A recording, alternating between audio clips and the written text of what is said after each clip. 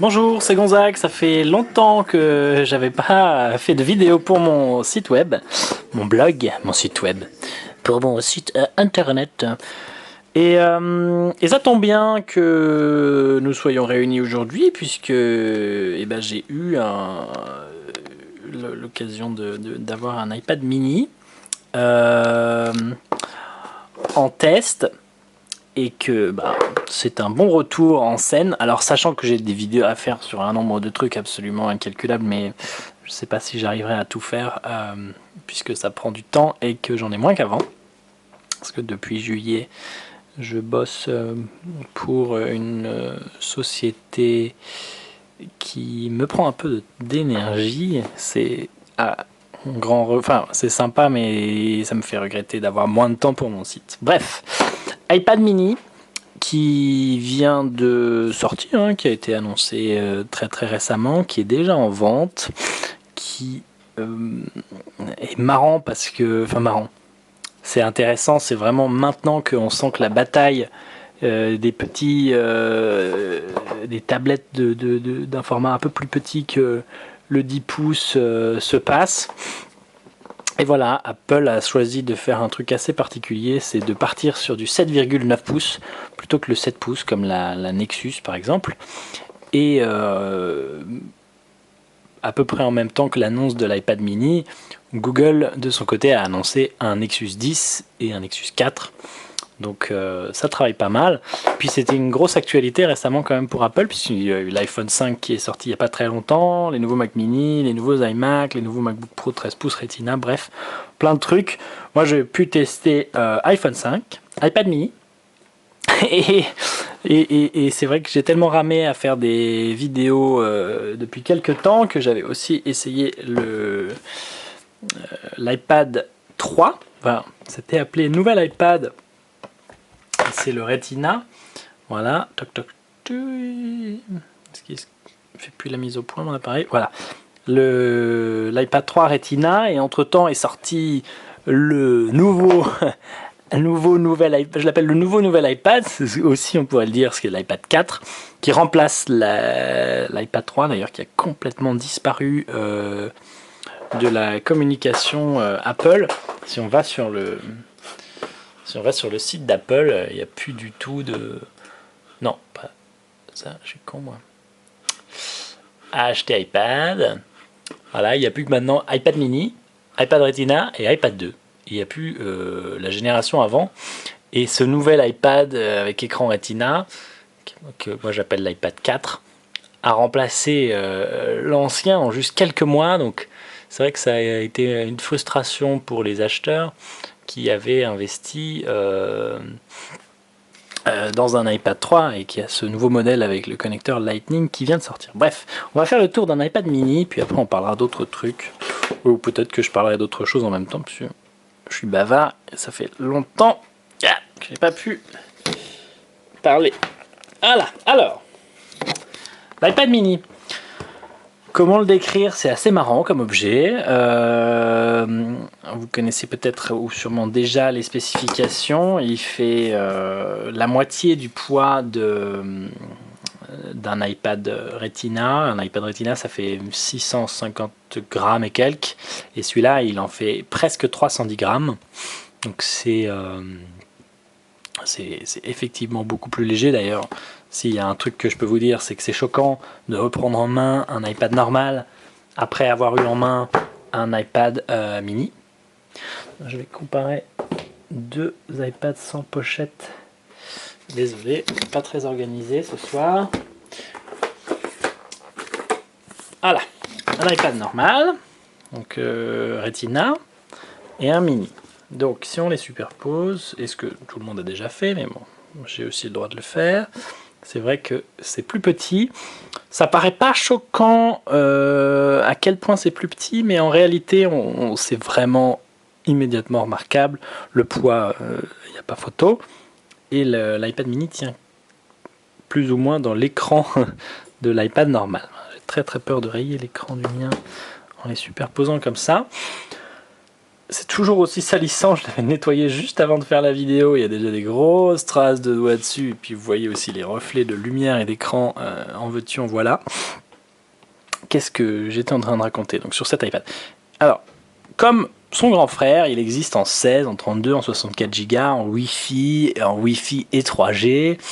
Il est plutôt bien équipé en termes de processeur, puisque c'est la puce A5 d'Apple. Mais, attention, c'est là qu'il faut bien voir la différence. Il y a, d'ailleurs, je suis en train de tout rayer. Je vais mettre comme ça. Si on compare, en termes de puissance, ça se suit comme ça. Là, il y a la puce A5. L'iPad 3, il a une puce A6 et l'iPad 4, il a la puce A6X qui est 2 fois plus rapide que celle-ci. Et celle-ci est aussi beaucoup plus rapide que celle-là. Alors, en termes de performance, la vitesse sur le mini, ça se sent que c'est moins rapide qu'un gros iPad, mais c'est pas choquant.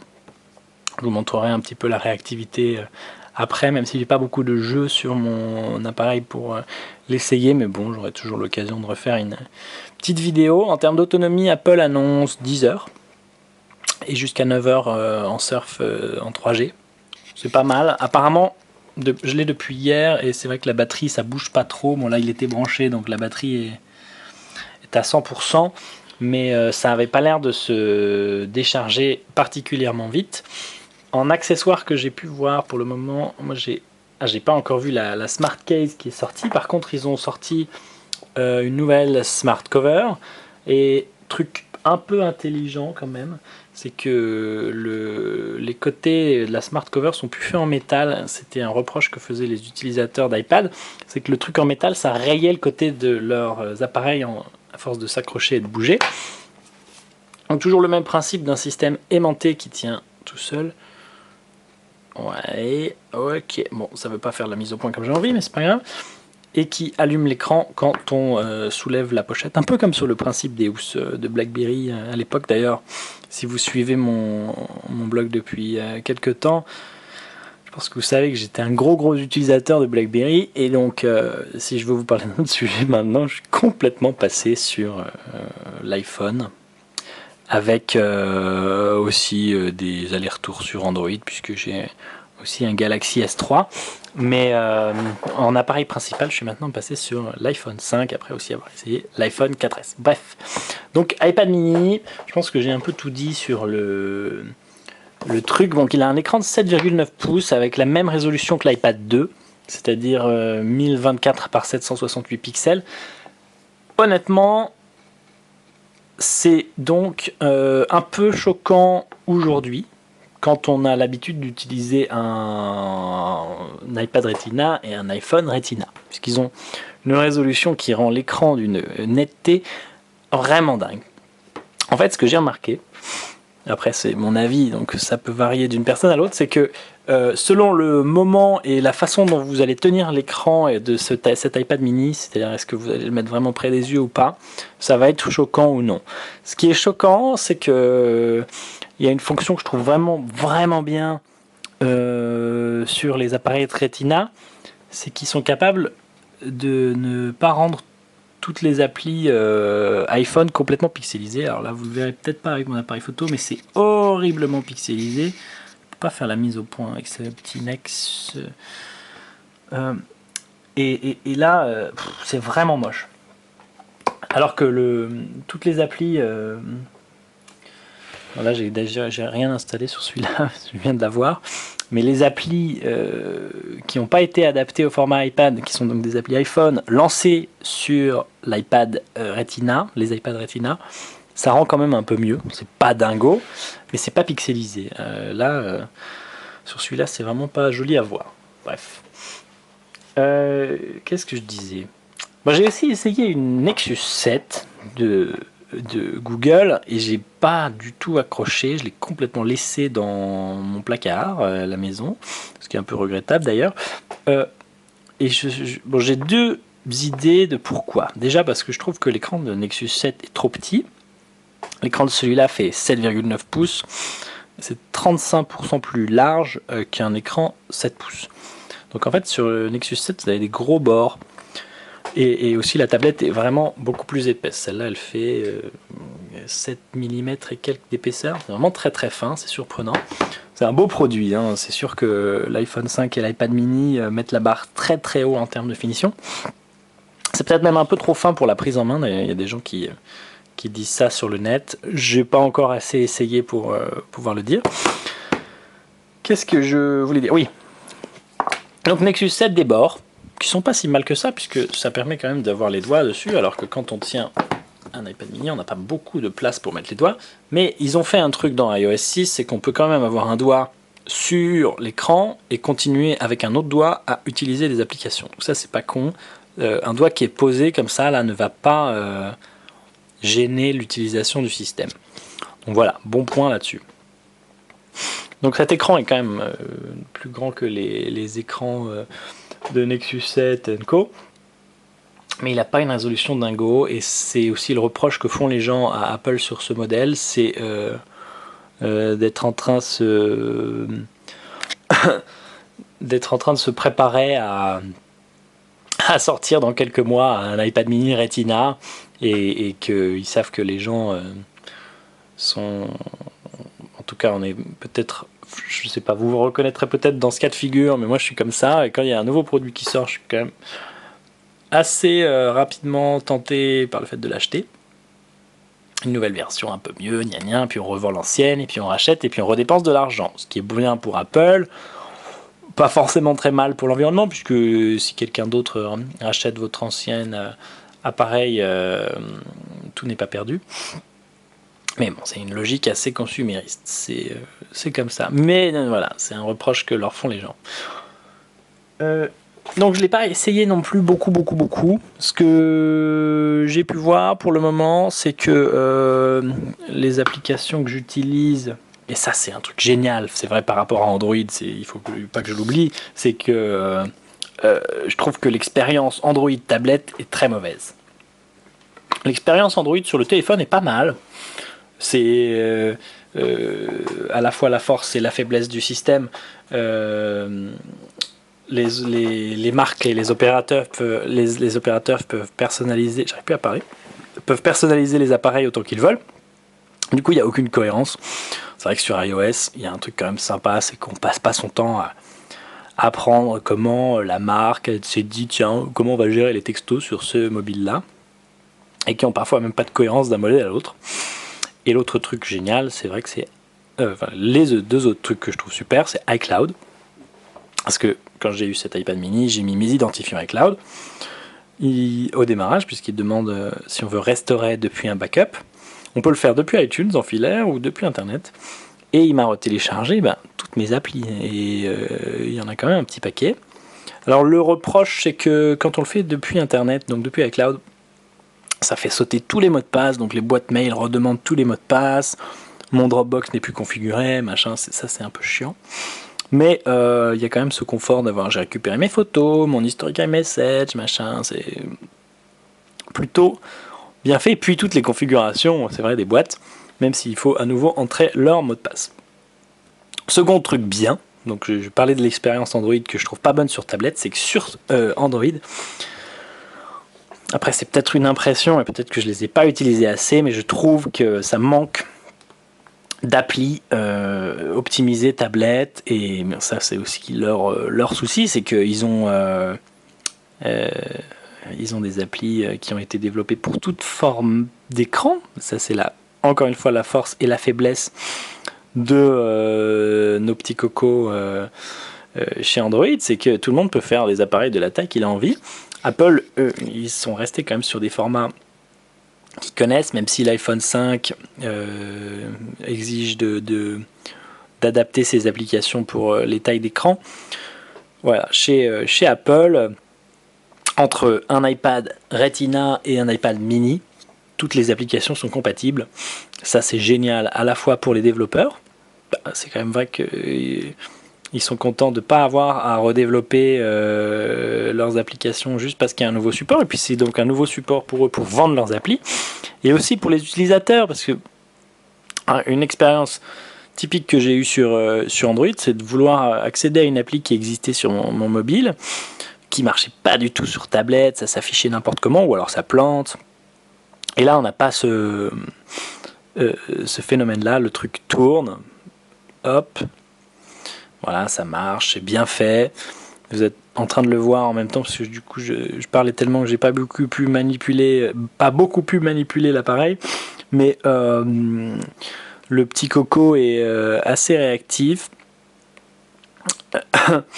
Je voulais mettre une vidéo tout à l'heure, voilà ce que j'ai oublié de faire. Vidéo au player. Voilà.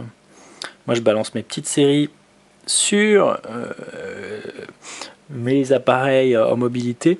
Et c'est vrai qu'ils ont maintenant une autonomie qui dépasse largement celle de mon MacBook. Et puis un confort de cet appareil tout le temps allumé. Et c'est marrant parce qu'avant d'avoir un iPad, ou une tablette d'ailleurs de façon générale, j'étais pas très convaincu par l'utilité de la chose, parce que je voyais ça comme un objet qu'on pouvait beaucoup utiliser sur son canapé à la maison, et j'ai un canapé sur lequel je suis jamais, donc je me disais que c'était pas top. Ben là en fait il y a plein de situations, notamment pour le boulot, et notamment quand je suis en déplacement, où je suis content de ne pas avoir à sortir un MacBook Air, et de pouvoir vite utiliser l'appareil. Ça c'est vrai que je trouve que c'est top, quoi. Encore plus avec le modèle 3G, et ça c'est aussi une déception que j'avais eue sur la Nexus 7, c'est qu'elle n'était pas 3G. Et moi j'adore pouvoir allumer ma tablette dans un, je sais pas, dans un taxi, dans un train, dans un bus, dans la rue, peu importe l'endroit où on est. Et si j'ai besoin d'accéder au net, et ben, la tablette est déjà connectée, elle a déjà relevé mes mails. Donc ça marche. Ça j'aime bien. Voilà. Donc je suis en train de tester et de découvrir en même temps, pour cette fin de vidéo, un jeu vidéo sur notre petite cocotte. Et, ouh, il y a des bugs. Ah bah je... Merde, qu'est-ce qu'il a marqué?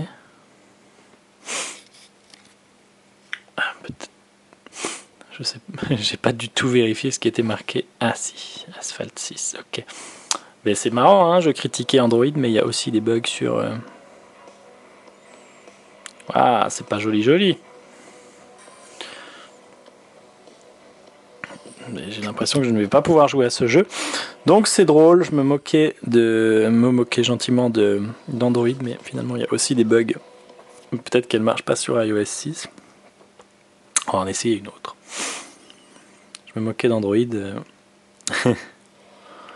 Mais tout n'est pas rose non plus ailleurs, hein, que ce soit chez Apple ou d'autres. Bon, ça c'est plus la faute des développeurs. Parce que sur le reste, dans l'ensemble, les applications marchent quand même très bien, et ça c'est un grand confort. Bon, là ça m'a l'air plutôt réactif. Je pense que vraiment la différence la plus perceptible entre un iPad Retina et celui-là, c'est justement le Retina. Sur les performances pures, il faudra que je l'essaye un petit peu plus longtemps pour pouvoir donner un avis. Ah oui, il y a des tout petits lags. On va aller voir. Confirmé, j'achète une voiture. Tour rapide.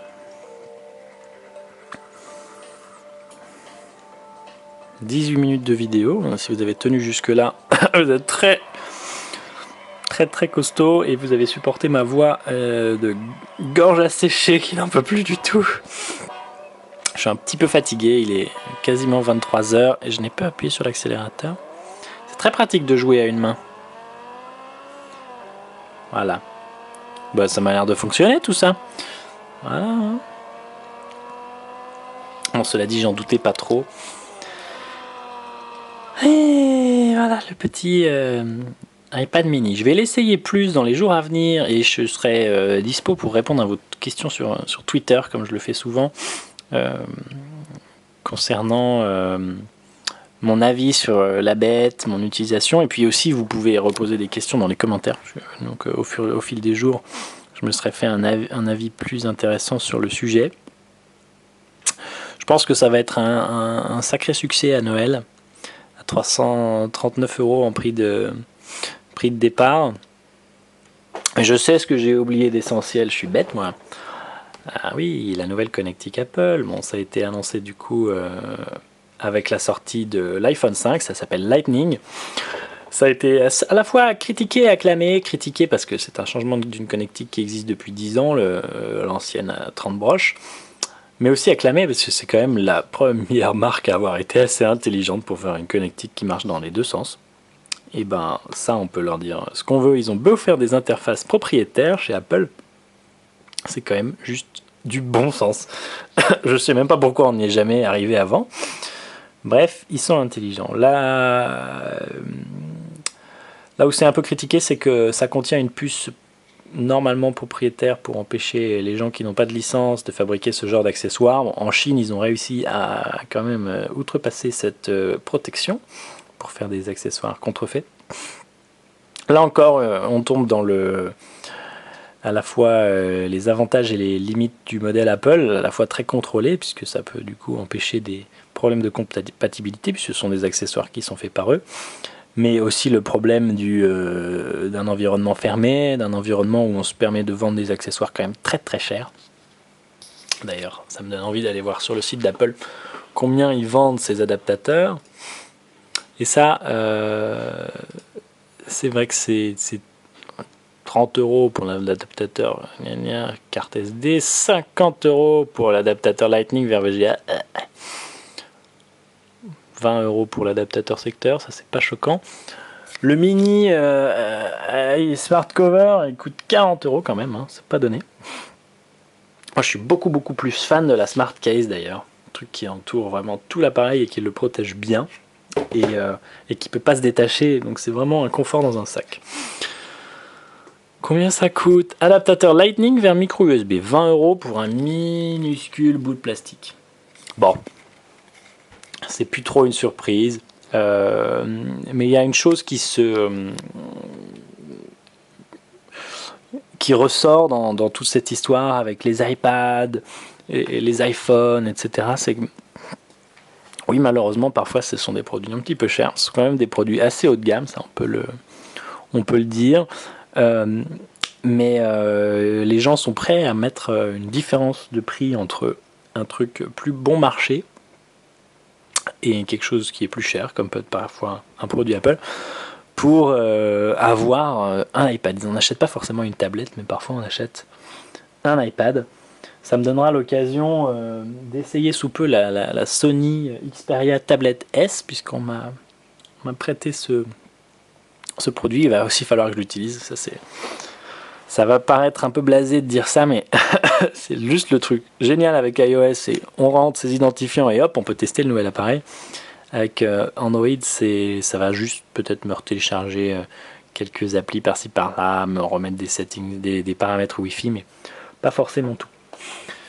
Dernier round en accessoires dont je vous parlais pour le prix, il y a l'adaptateur vers caméra USB, donc du coup ça vous donne un adaptateur vers câble USB de caméra, un adaptateur vers lecteur de carte SD. D'ailleurs c'est marrant, je crois que le format a changé par rapport à l'ancien connecteur où c'était qu'une pièce, maintenant il y a un petit câble entre les deux. Et il y a aussi l'adaptateur Lightning vers 30 ce qui s'appelle 30 pin adapteur. Le 30 pin c'est l'ancien, c'est celui-là. Et le Lightning, c'est celui-là. On a gagné en place, et d'ailleurs, j'arrête pas de dire d'ailleurs, ça me fait penser que, entre autres, grâce à ça, Apple a maintenant 2 haut-parleurs en bas de son iPad mini.